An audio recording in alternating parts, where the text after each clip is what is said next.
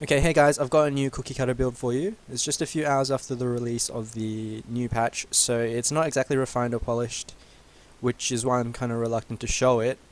But on the other hand, I feel like this build is so different from the last build, and the economy is so different. In my opinion, it's broken, but it is so different that I felt like I needed to get this out there as quickly as possible, just so everyone is playing on the same page, and that so no one gets like totally steamrolled.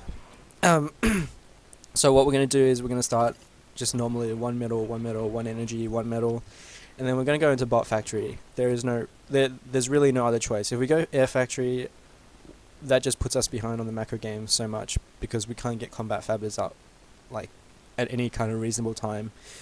If we go vehicle factory and do like inferno rushing or something like that, it's risky because it doesn't always work, and even if you get a payoff, like say you kill, I don't know, like 5 metal extractors, your opponent is going to be able to macro up really fast behind that and then just quickly rebuild those metal extractors in like 10 seconds maybe. I mean, that's just how fast combat fabbers are at the moment. So what we're going to do, we're going to assist the bot factory with our commander, and we're going to get a grenadier out, because we got to realize that the weakness of this build is the early harassment before 4 minutes 30. At 4 minutes 30, all hell breaks loose with our build.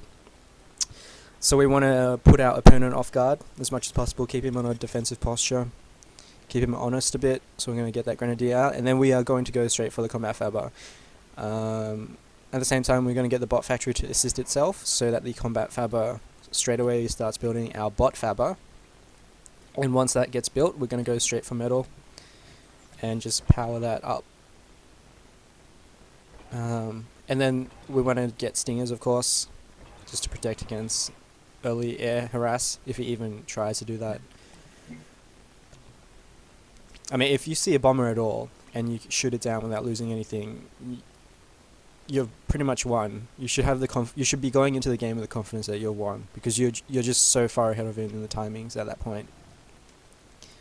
Okay, don't know why the combat fabber wasn't assisting there, but no big deal. So the next thing we're going to do with our commander is we're going to build 5 energy into energy storage. Because of how energy efficient combat fabbers are, we really actually, oh okay, cool, I got a kill already. Probably get another kill there. Because of how energy efficient the combat fabbers are, we only need 5 generators at this point, and then we go into energy storage. Because our combat fabbers are on metal, we're actually getting a lot of spikes, but in between the spikes, it's okay. So it equalizes a bit, which is why we don't actually need a lot of energy. Then we're going to get some energy for the second group of fabbers. So same thing, assist the bot fabber, and then now we're going to build our vehicle fabs. I mean, really, quite honestly, if you're playing on a bigger map, you could very well just go for metal straight again and then hold off the vehicle fabs until the next group of combat fab and bot fab, and then you just have a stronger economy that way. But I prefer to play it just a little bit safer, a little bit more balanced. So we're going to get 2 vehicle fabs and then go for metal. And then what we're going to do, we're going to pump out a ratio of 1 inferno, 1 ant. And we're going to get a radar, because one of the weaknesses, or one of the key points in this build is in protecting against that early harass. Okay, so there he is. It's not a problem, it's only 3 ants. So we're just going to send our units over there.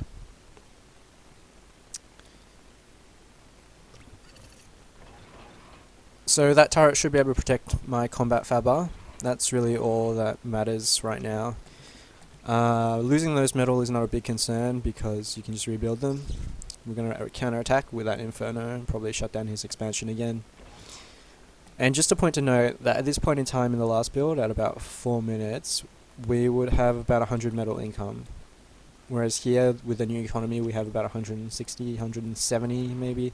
I think it was about 180 before he destroyed my mechs.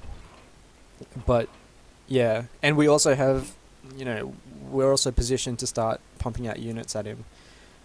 So it's just crazy. It's crazy, crazy, crazy. Okay, so we shut down his expansion again. And that's why, ladies and gentlemen, you do not go vehicle first and try and rush, because you just get owned by the macro later on. Like, the game is basically over right now, whether he realizes it or not, and eventually I'm just going to win. I'm just going to steamroll him, because all I need to do is just waypoint straight into his base and start assisting our factories with the combat fabbers. You need to note that a combat fabber is actually more energy efficient than a factory, so it's better to build one factory, I think, and one combat fabber than it is to spam factories like I've done here. So that's what I mean, like, the build is not exactly refined or polished. I'm just ruffling it, really.